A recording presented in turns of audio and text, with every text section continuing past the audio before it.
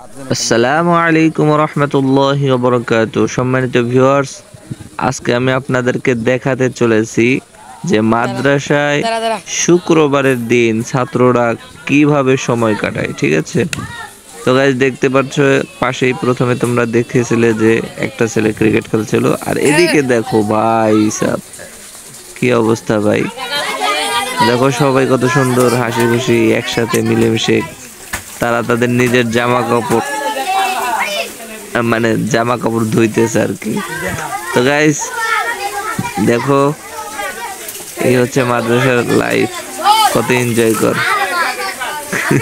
আর পাগল কি কয় দেখো, আর একজন আছে সবগুলো কোরআনের পাখিগুলো।